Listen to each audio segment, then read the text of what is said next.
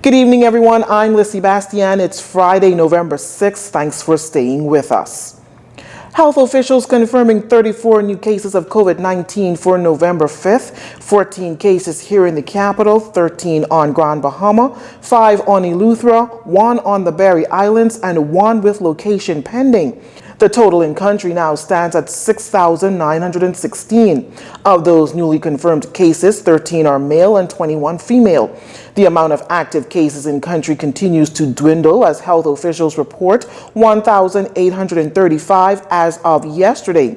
Of those active cases, 59 remain in hospital, 52 of which are considered moderately ill, and 7 are in intensive care units in Doctors Hospital and on Grand Bahama. Unfortunately, though, health officials confirming another death. That's a 70-year-old woman of New Providence who passed away on the 4th of November. The death toll now stands at 151. 97 recoveries were also reported yesterday, raising the figures in that category to 4,876.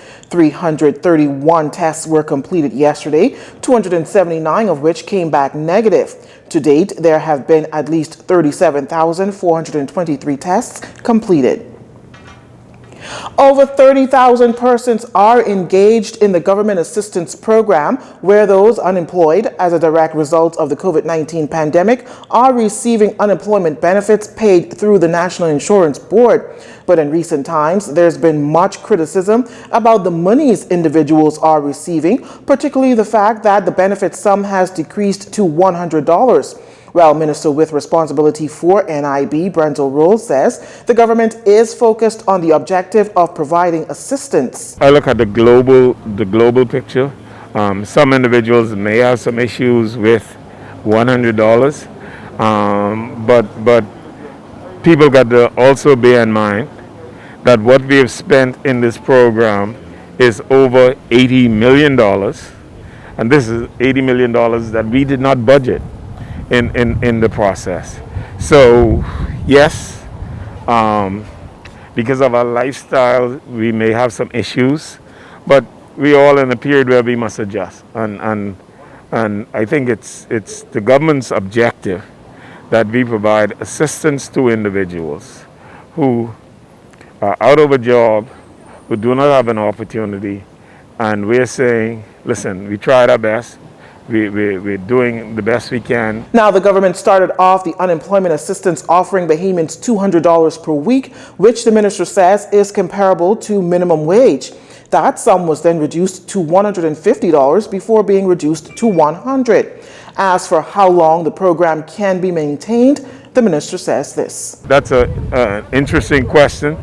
We're taking it a few months at a time. We've projected that this program is going to run until December, and sometime next month we will make an assessment and evaluation as to where we are and what we need to do.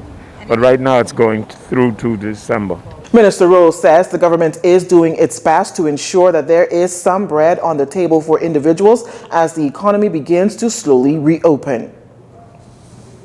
Well, opposition leader Philip Davis responding to remarks made by Prime Minister Dr. Hubert Minnis on Wednesday of a possible lockdown-free Christmas if the COVID-19 positive numbers continue to trend downward. Mr. Davis says if the country continues on this trend, it's going to be unrealistic to see relaxation for the holidays. The opposition leader went on to say that the kind of leadership which is required to carry the country during this time is not there. Mr. Davis adds that the country needs to see the improvement of the management of the crisis before the government can discuss the relaxation of restrictive measures, and contends that thousands of Bahamians need to work. Well, a review of credentials for a possible information commissioner who will have inclusive responsibility for the Freedom of Information regime is underway. Prime Minister Dr. Hubert Minnis revealed as much to reporters earlier this week. Dr. Minnis adds that the government is not in the business of hiding anything. So we are very transparent. With respect to the Freedom of Information Act, I was reviewing an individual's credentials between yesterday and today, and I'm hoping we can move forward very soon in terms of appointing an information commissioner. Because once you appoint the information commissioner, then the rest is putting everything together. But be assured that we will be moving for the appointment of information commissioner. But you want to make certain that you appoint somebody who can do the job, not just a body. When the Free National Movement government came to office in 2017, it promised full enactment of the Freedom of Information Act. The act purposes to add transparency, accountability, and public participation in government decision-making by granting the public access to information about governing. You're watching JCN News. When we return, police investigating another homicide here in the capital, and corporate Bahamas gives back. Stay with us. This segment of the news was brought to you by Alive.